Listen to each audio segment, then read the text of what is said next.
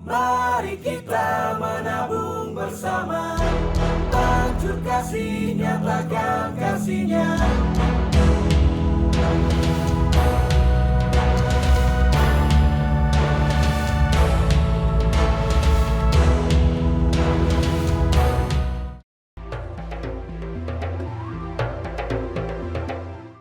Perkenalkan, nama saya Kasianus Anyiu. Saya bergabung di CU pada tahun 2006 dengan nomor BA 58581.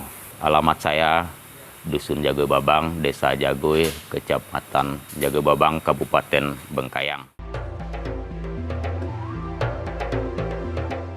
Saya mengenal CU ini dari teman-teman memperkenalkan kepada saya bahwa ini lembaga yang bisa membantu kita orang-orang yang berada di daerah terpencil, yang terisolir, yang mana pada saat itu sangat sulit dijangkau oleh lembaga yang lainnya. Saya bergabung di CU ini sekeluarga sekaligus dengan 3 orang anak. Pada waktu itu kami bergabung di CU dengan simpanan wajib masih 10.000 dan harus nyetor sangat jauh. Ketimbang nyetor lebih besar biaya transportasinya daripada setorannya. Setelah bergabung di tahun 2006 sebagai anggota CU Pancur Kasih, pada saat itu saya berhenti dari perusahaan perkebunan yang memang pada saat itu saya sebagai seorang teknisi di perusahaan. Setelah berkeluarga dan melahirkan anak, saya merasa ekonomi saya agak kurang untuk menafkahi, memenuhi kebutuhan keluarga, sehingga saya mengajukan permohonan berhenti pada perusahaan dan saya mulai karya saya di tahun 2004 ya Mak ya. Tahun 2004 dengan sedikit modal yang saya peroleh dari perusahaan sebagai pesangon, itu sebagai modal awal saya untuk melanjutkan karya saya. Kemudian tahun 2006 saya bergabung di CU Pancur Kasih dan setelah beberapa bulan bergabung saya langsung mengajukan pinjaman. Kemudian ditanggapi karena pada awal saya meneruskan karya saya sebagai montir, saya mempunyai rumah yang sangat kecil dan tidak memadai untuk lokasi parkir tempat usaha saya. Hingga saya mengajukan pinjaman ke CU Pancur Kasih dan direspon pada tahun 2008. Akhirnya saya memperoleh tempat yang sekarang yang terletak di Dusun Risau, Desa Jagoy, Kecamatan Jagobabang. Yang puji Tuhan juga berkat dari CU Pancur Kasih semua. Sehingga saya bisa memperoleh tanah seluas 2 hektar, kurang lebih 2 hektar. Yang rencananya memang untuk saya mendirikan bengkel, merelokasikan bengkel saya.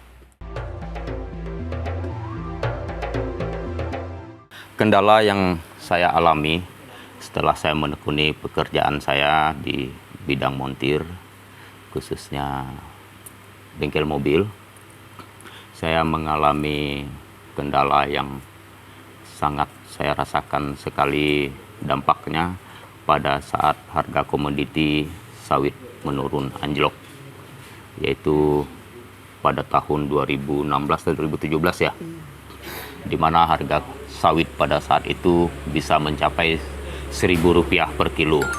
Jadi para petani atau pekebun sawit ini banyak yang tidak mampu membiayai operasional perkebunannya, sehingga berdampak kepada saya juga yang memperbaiki armada mereka untuk melangsir atau mengangkut TBS mereka. Kemudian setelah pulih, harga sawit berangsur-angsur kembali baik. Pada 3 tahun atau 2 tahun ke depannya, saya dilanda oleh pandemi COVID-19.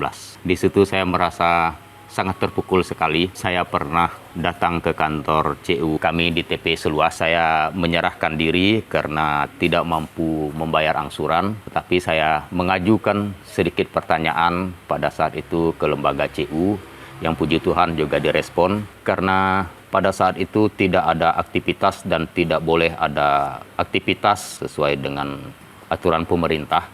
karena lockdown di kampung sana, kampung sini, di antar kabupaten, antar kecamatan lockdown, sehingga kendaraan satu pun tidak ada yang lewat. Akhirnya saya mengambil kesimpulan, saya bertani atau berkebun. Saya datang ke kantor CU, saya menyampaikan segala keluhan saya. Karena tidak ada modal, saya ajukan pinjaman lagi sehingga dibantu oleh CU.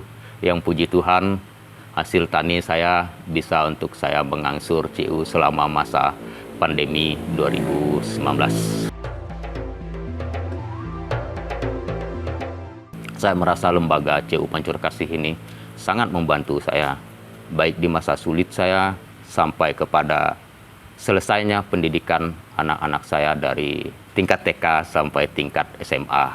Dan sekarang anak saya yang nomor 3 masih melanjutkan pendidikannya di perguruan tinggi Jakarta di bagian perpajakan, dan yang nomor 2 yang dulunya sama-sama di Jogja SMA sekarang masih menempuh pendidikan di Fakultas Kedokteran di Universitas Maranatha Bandung pada semester ke-3. Sekarang masih semester ke-3. Karena memang satu-satunya ini yang saya rasakan lembaga yang bisa mendongkrak perekonomian saya, baik untuk pendidikan anak, kebutuhan keluarga, dan lain sebagainya, serta usaha yang sekarang yang sudah saya miliki ini. Pengenalan CU Pancur Kasih tidak kalah pentingnya juga kepada keluarga saya atau karyawan saya. Dengan puji Tuhan, karyawan yang bekerja di bengkel saya setelah menjalani masa training atau masa pendidikan selama 3 bulan, jadi saya wajibkan karyawan saya itu menjadi anggota CU Pancur Kasih untuk belajar mengelola keuangan mereka sebagaimana yang saya rasakan sendiri dan yang pernah saya alami di saat-saat saya mengalami masa sulit.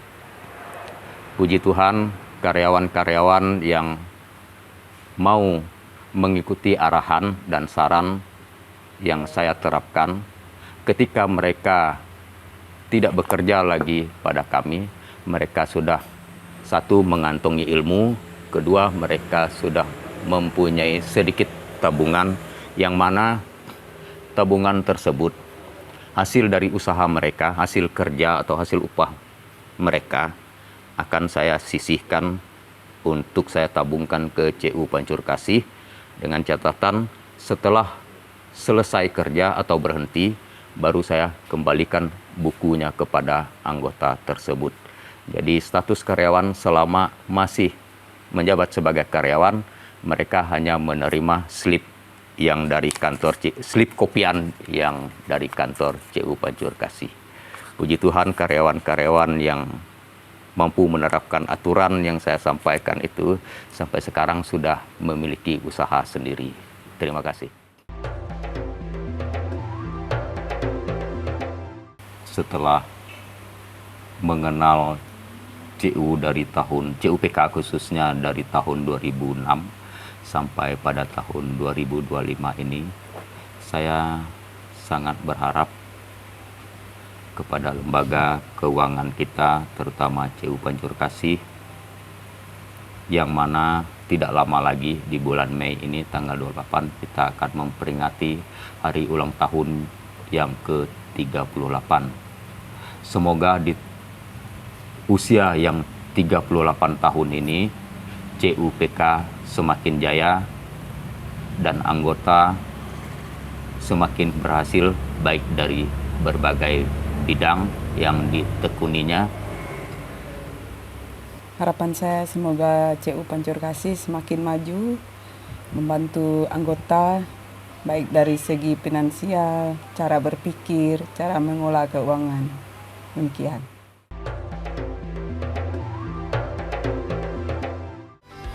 Manfaat CU Pancur Kasih sudah kami rasakan. Kami sangat berterima kasih. Mari bergabung bersama CU Pancur Kasih. Barage CU melangkah repo. CUPK sejati. Sejati CUPK. Pancur Kasih, jawaban kita bersama. percaya, tangguh dan terdepan.